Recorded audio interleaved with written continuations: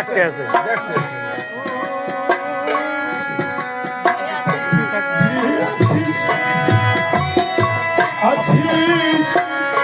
আছি যে ভালো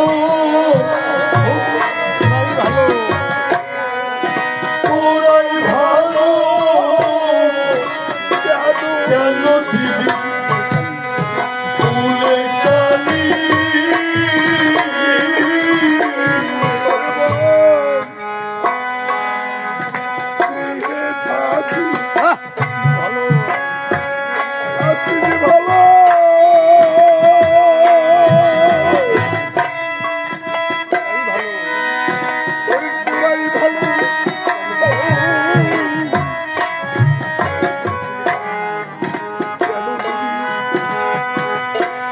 কালি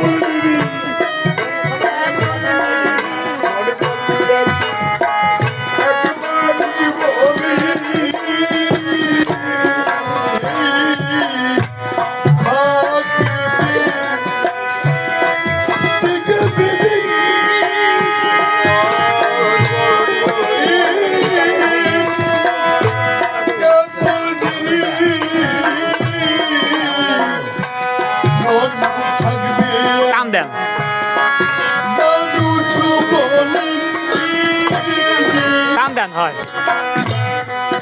পাগলের সঙ্গ নিবি ওইটা সরাই দেন। ওরে পাগল হবি ছাড়বে না কৃষ্ণ তৈলে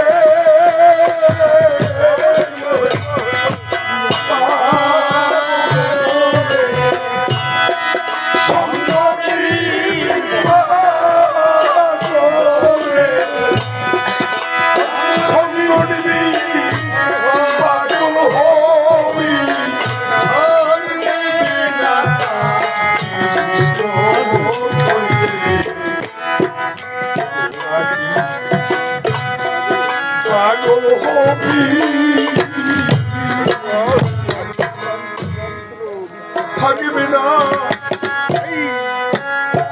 থাকবে না তন্ত্র মন্ত্র ওরে মূল মন্ত্র শিক্ষা শিক্ষা কপনি ঝুলি থাকবে না তন্ত্র মন্ত্র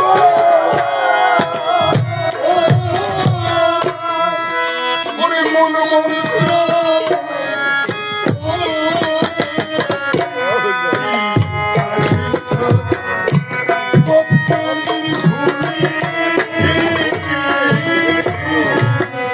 থাকবে না সাধু সাধক থাকবে না সাধু সাধক বেদের করো কাঁদবি শেষে বলি কলি সাধু সাধক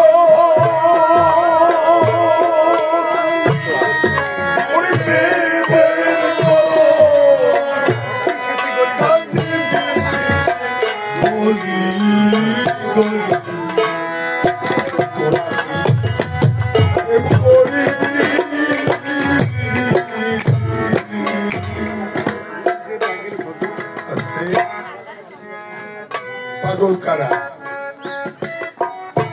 বেদ বিধির উপরে থাকে যারা তাদের কোনো বেদ বিধির কোনো কর্ম নাই, কোনো তন্ত্রমন্ত্র নাই, দীক্ষা শিক্ষাও নাই, ওদিকে তাদের লক্ষ্য নাই। তাদের মন থাকে শুধু এক মানুষের দিকে। থাকবে না তন্ত্রমন্ত্র মূল মন্ত্র দীক্ষা শিক্ষা মূল মন্ত্র, তাও খেয়াল নাই। রূপ গেছে, এই মন চলে গেছে তার রূপের দিকে, সেই মানুষের কাছে। আপনারা বুঝতেও পারেন না, অনেকে আমার অনেক মতুয়ারা বুঝতে পারেন যে আমরা তন্ত্রমন্ত্র করি না, আমরা বেদের কোনো কাজ করি না, তাহলে আমাদের আসলেই বৈশিষ্ট্য জিনিসটা কি? আমাদের বৈশিষ্ট্য কি? বিভিন্ন সঙ্গের ভিতরে তারা তন্ত্রমন্ত্র করে, দীক্ষা শিক্ষা নিয়ে বসে থাকে, জপ তপস্যা নিয়ে বসে থাকে, তারা অনেক বেদের কর্ম করতেছে। আমাদের তো কোনো কর্মধর্ম গোসাই বললো না, তা গোসাই তো বাঁচতে আছে, তাহলে আমরা একটু জেনে নিই, আমরা একটু শুনে নিই। ও বাবা, রোগের দায় আসি, ভোগের দায় আসি, ভালোতে আসি, মন্দতে আসি, কত অনেক ভক্তেরা তো এই মতো ধর্ম অবলম্বন করেছে না? খালি গোসাই একটু কয়েছি কি ছাগল মুড়া পেজুশন পাড়া খাবা না, আর পেজুশন খাবার ধরো খাইলে কি হয়? খাইলে কিছু হয় না, অসুর হয়। দেহের ভিতরে যে একটা সুর থাকে মানুষের, মনুষ্য সেই সুরটা ত্যাগ করে অসুরের সুরে পরিণত। তাদের দেহের ভিতরে সেই নর্ম ভাব, নর্ম স্বভাব সেটা থাকে না। এটা সনাতন ধর্মের কাজ না, এটা শুধু বহির জগতের একটু আচার দিয়েছে। এই নিয়ে একটু মাথা চলি হরিনাম বলি, এইটি কি ভগবানের পাওয়া যাবে? কোনোদিন হতে পারে না। নাচিয়া গাইয়া যাইবে ওই তোমার দক্ষিণ দ্বার পৌঁছাইয়া। হরিনাম করিয়া নাচিয়া গাইয়া আবার কিন্তু ওই সময়ের দক্ষিণ দ্বারই যাইতে হইবে পৌঁছে।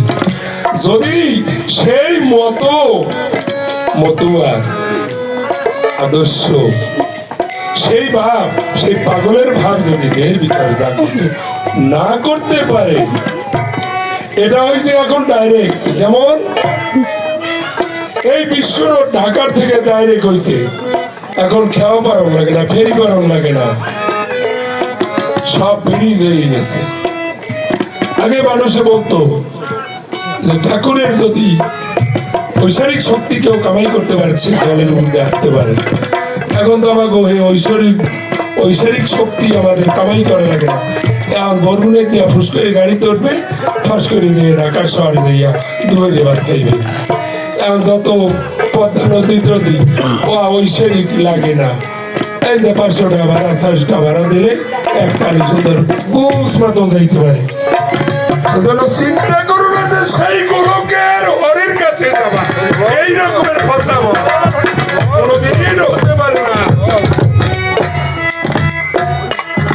সেই ব্রিজ কিন্তু করা নাই, সেই ইঞ্জিনিয়ার কিন্তু এই ইঞ্জিনিয়ার নয়, সেই সরকার কিন্তু এই সরকার নয়। তো সরকার তোমাকে পদ্মা নদী ব্রিজ দিয়ে গেছে, 600 টাকা ভাড়া দিলে ডাইরেক্ট কিন্তু এই পাগলের পাগলামি নিয়ে যদি কেউ ধরো, তাহলে তার বেদ বিধির কর্ম থাকবে না, তন্ত্রমন্ত্র থাকবে না, দীক্ষা শিক্ষা থাকবে না। তোমাদের থাকবে এক লক্ষ্য সেই গোলকের দিকে। তখন হবা তুমি পাগল, তখন হবা তুমি উন্মত, তখন হবা তুমি মাতোয়ারা। তখন তোমার দেহের ভিতরে থাকবে সেই প্রেমের ভাব। তোমার দ্বারা অন্য কোনো কিছু হতে পারে না। তোমার দ্বারাই অপূর্ণের কাজ কোনোদিন দেহে ঘটতে পারে না। এই দেহের ভিতরে থাকবে জয় হরিনাম, মুখে লবে হরিনাম, দেহে লবে হরিনাম, তার মনের মানুষ কাম থাকবে না। ওরে তন্ত্র মন্ত্র মূল মন্ত্র দীক্ষা শিক্ষা কপি ধুলি থাকবে না।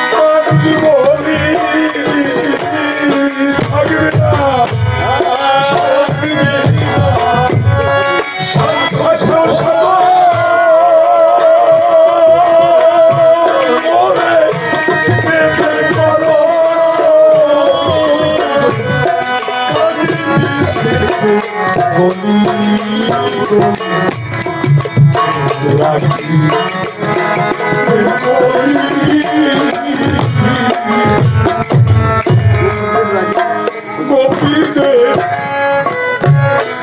রাগের করো ওরে মন্ত্র যাত কোন গোপীদের গ্রন্থে ফেলি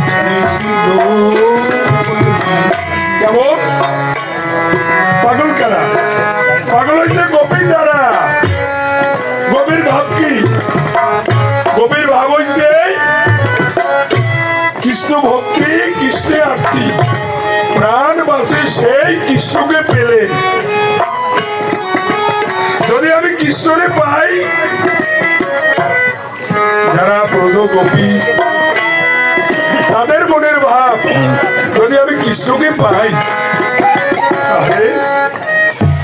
তাহলে আমার এই প্রাণ বাঁচে না, আমার এই প্রাণ তো আর বাঁচে না। তাদের গতি কোথায়? তাদের কোনো বেদের কর্ম থাকে, তাদের কোনো সাধ্য সাধন থাকে, তাদের কোনো তন্ত্রমন্ত্র থাকে, তাদের কোনো দীক্ষা শিক্ষার দিকে লক্ষ্য থাকে? আমি শুধু চাই যারে, তারে যদি পাই, যারা আমি ভাই তারে যেন পাই, যারা আমি ভাই তারে যেন পাই। তাহলে কবির ভাব, সেই ভাব হলো মতুয়ার ভাব। গোপিকারা মতুয়া যারা, আমার এই তারকের প্রথম লাউড়িতে হয়েছে, গিরে আসিস তোরাই ভালো আছিস, কেন দিবি কুলি কালি? তা মতুয়া যারা, তাদের কিন্তু কুলি কালি দেওয়া, তাদের কোনো জাত নাই, তাদের কোনো গৌরব নাই, তাদের কোনো অহংকার নেই, তাদের কোনো হিংসা নিন্দা নাই। সেটা হয়েছে মতুয়ার ভাব, সেটা হয়েছে কবির ভাব, সেটা হয়েছে ব্রজ ভাব।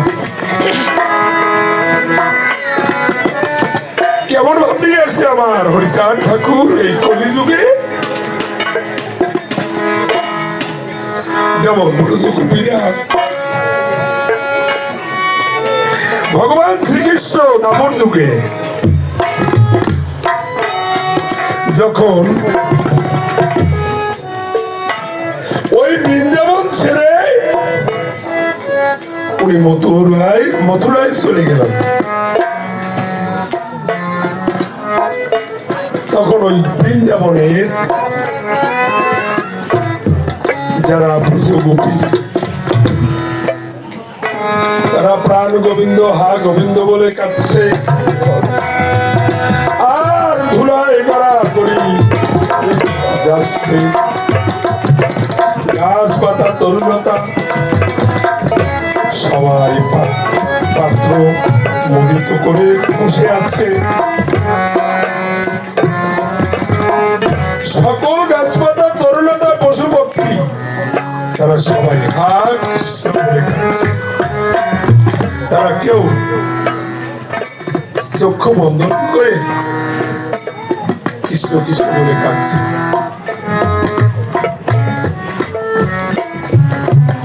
ভগবান শ্রীকৃষ্ণ একদিন উদ্ধবের ডেকে বলছে, উদ্ধব রে, উদ্ধব,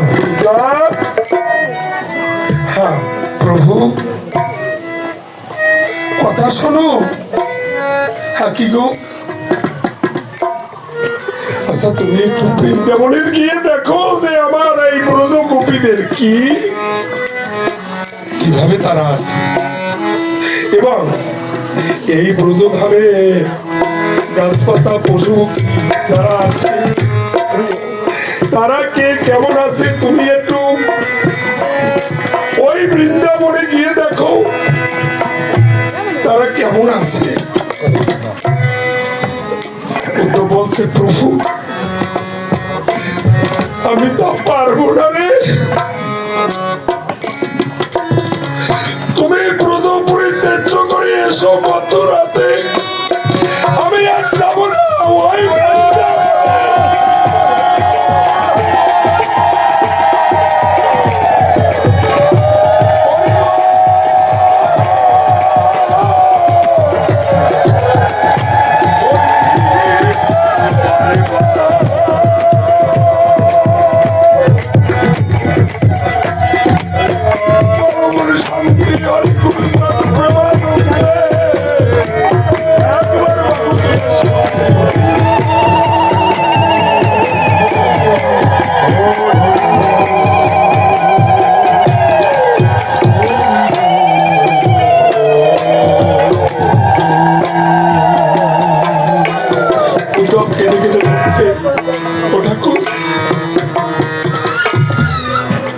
কৃষ্ণ শূন্য বৃন্দাবনে সকলের চক্ষু মুদিত করা আমি জানি। ওই কৃষ্ণ শূন্য বৃন্দাবন তারা কোনোদিন দর্শন করবে না।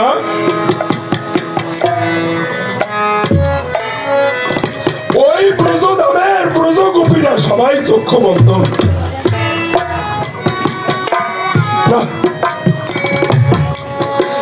ওই কৃষ্ণ সুন্দর বৃন্দাবন দর্শন করতে আমি যেতে পারবো না ঠাকুর।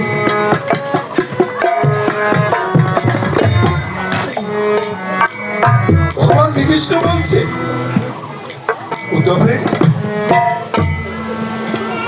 তোমার খারাপ লাগে নাকি? বলে মতুয়া ইয়ান আমার বৃন্দাবনের কথাটা কেন কয়? মতুয়া কারা? আর বৃন্দাবনকে, কৃষ্ণকে, হরিকে, গৌরাঙ্গকে ভালো করে শোনো।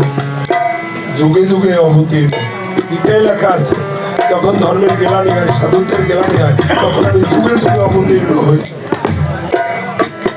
যারা কৃষ্ণতান্ত্রিক তারা মনে মনে চিন্তা করে কৃষ্ণই ভগবান, কৃষ্ণ তো ভগবান, হরিও ভগবান, গৌরব ভগবান, নামও ভগবান। এরা তলা আতাইয়া অনেকে দেখে না বিদায় হিংসা। আমার শ্রীকৃষ্ণ বলছে উদ্ধব তোমার যেতেই হবে, তোমার যেতেই হবে। উদ্ধব বলছে ঠাকুর আমি যেতে পারি, যদি তুমি আমাকে একটু সাজিয়ে পড়াইয়ে দিতে পারো তাহলে আমি অবশ্যই যেতে পারি। ভগবান শ্রীকৃষ্ণ বলছে উদ্ধব রে এসো এসো, তোমাকে আমি সাজিয়ে পড়াইয়ে পাঠিয়ে দেব। হরিব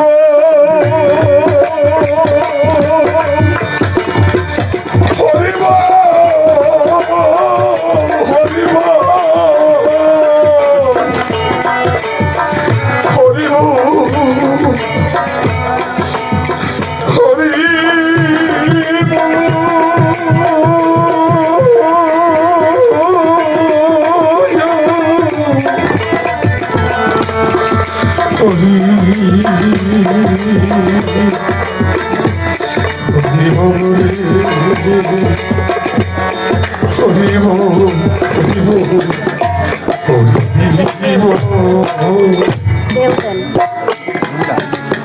প্রদীপে তেল দেন, আরো দেন ডালিয়া। নেও আমার মাথার মুঠখানি তুমি নিয়ে নেও, নেও তুমি আমার এই অঙ্গের আবরণ নিয়ে নেও, নেও আমার ওই পায়ের টুকু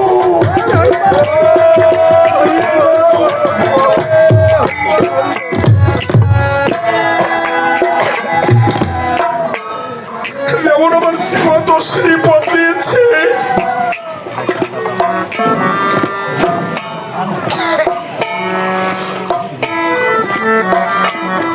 গুরুদয়া দৃষ্টি কৃপা বৃষ্টি হচ্ছে বরিশোধ। দেহ কঠিন তুমি জঙ্গলা ভূমি জ্ঞান শ্রে আবদ্ধ করো অবোধ মুখ। আমার ভগবান শ্রীকৃষ্ণ উদ্ধবের কথায় ওনার মাথার মুকুট খুলে উদ্ধবের মাথায় পড়ে দিয়েছে। ওনার শরীরের যে আবরণ উদ্ধবকে পরে সাজিয়ে দিয়েছে, পায়ের নুপুর খুলিয়া পায়ে পড়াই দিয়েছে। ও যাও উদ্ধব দেখে আসো আমার ব্রজ গোপীরা কেমন আছে, আমার সেই ব্রজবাসীরা কিভাবে কে আছে। ওনাকে যখন সাজাই করে পাঠাই দিয়েছে, উনি আস্তে আস্তে করে ঠাকুরের চরণে প্রণাম করে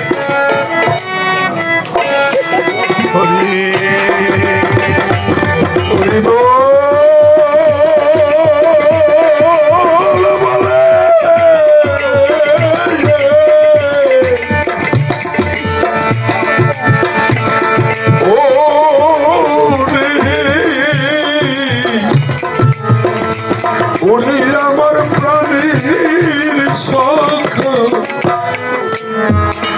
নাই রে বৃন্দা, ওরে বৃন্দাবনে আমি কি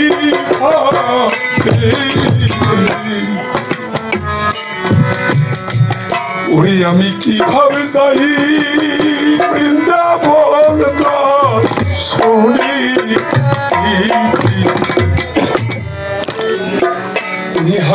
ও প্রাণ গোবিন্দ বলে কাঁদতে কাঁদতে রুনু ঝুনু করে নুপুর হার পায়ে দিয়ে বাঁচতে বাঁচতে প্রদব্রজে দিয়েছে যাত্রা করে। হাঁটতে হাঁটতে অনেক দূর গেছে। উনি দূরে থেকে দেখে গাছপাতা তরুলতা সবাই তো পাতা মুদিত করে চুপ করে আছে। পশুপক্ষী তারাও চক্ষু মুদিত আছে।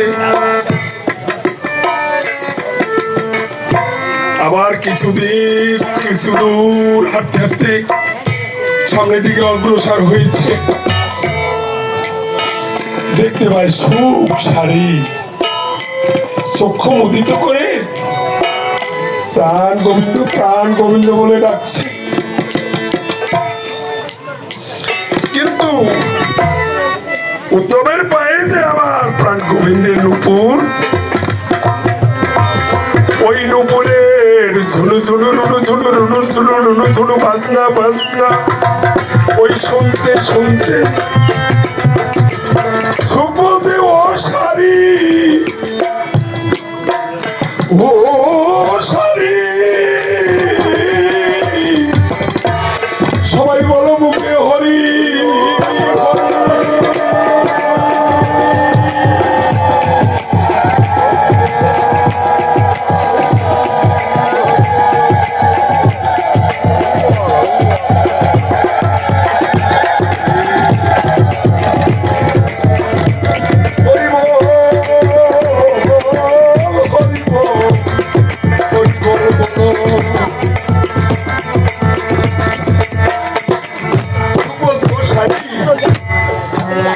তুমি চোখ খোলো।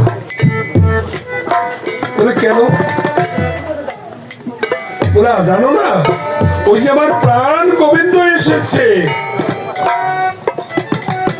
শাড়ি চক্ষু মুদিত অবস্থায় বলছে, শাড়ি আমার প্রাণ গোবিন্দ এসেছে এই বৃন্দাবনপুরী। কি করে তুমি জানলে ও গো প্রাণের স্বামী?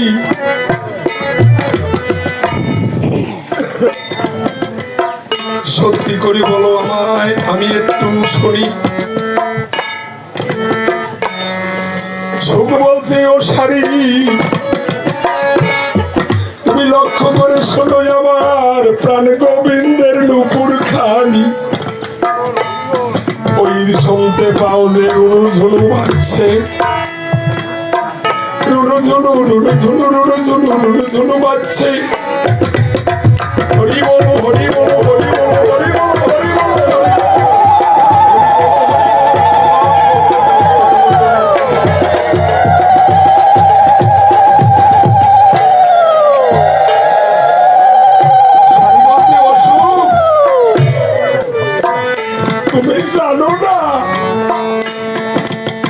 তুমি জানো না আমার গোবিন্দের ভাব, তুমি জানো না। আর তুমি নারীর বেদনাও বুঝছো না। নারীর বেদনা বুঝে কারা? এই নারী ভাব ঘটে যান, এই নারী ভাব বুঝে তারা তারা।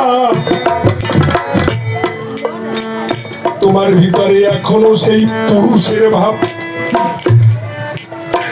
যার কারণে হয় নাই তোমার ভিতরে এই আমার প্রাণ গোবিন্দের লাভ। আমার প্রাণ গোবিন্দের ভাব জানে কারা? ব্রজগোপী যারা। শাড়ি তুমি জানো না? সব বলছে ও শাড়ি ওই যে আমার প্রাণ গোবিন্দের পায়ের নুপুর বাজছে, তা কি তুমি শোনো না? অবশ্যই আমার প্রাণ গোবিন্দ এই বৃন্দাবনে প্রবেশ করছে।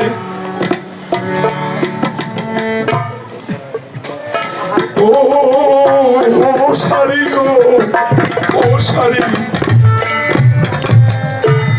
শাড়ি বলছে ওগো সুখ আমার মনের দুঃখ বলি তোমার ওই কাছে। এই দুপুর আমার প্রাণ গোবিন্দর পায়ের হতে পারে, কিন্তু পা দুখানা আমার গোবিন্দের নয়। হরি বল, হরি বল, হরি বল রে।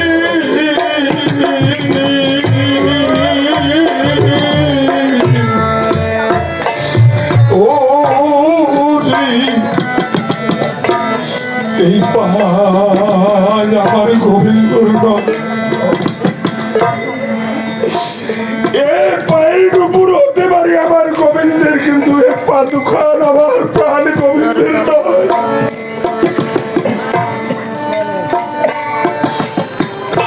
চক্ষু মুদিত করে বলছে সারি,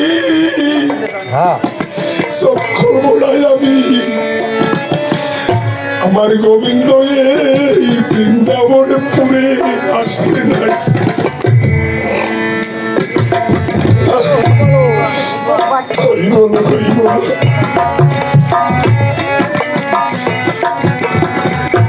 এই দৃশ্য লক্ষ্য করে উত্তম আবার একটু ধীরে ধীরে হাসছে ওই বৃন্দাবনের দিকে, সেই ব্রজধাম।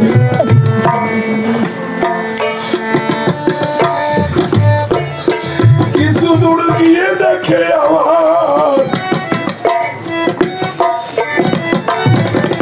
আমার মা যশোদা নদীর মাটি হাতে,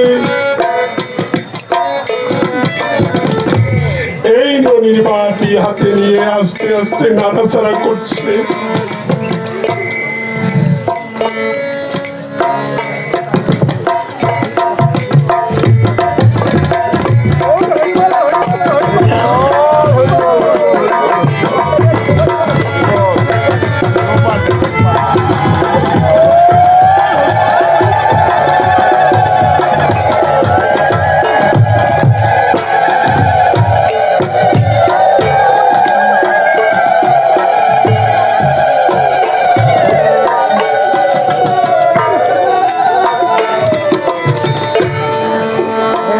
কম নাকি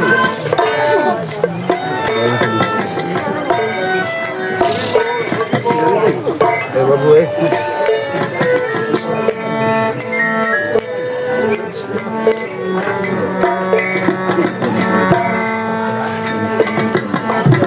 বসুদেব, বসুদেব ওই নুপুরের ধ্বনি শুনে, ওই নুপুরের ধ্বনি শুনে বসুদেব ডেকে ডেকে বলছে,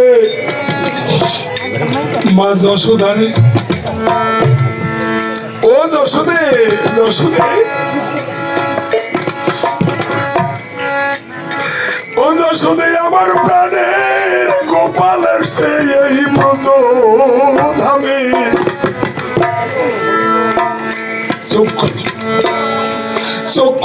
চোখ খুলে দেখো আমার যশোদা। যশোদাকে বল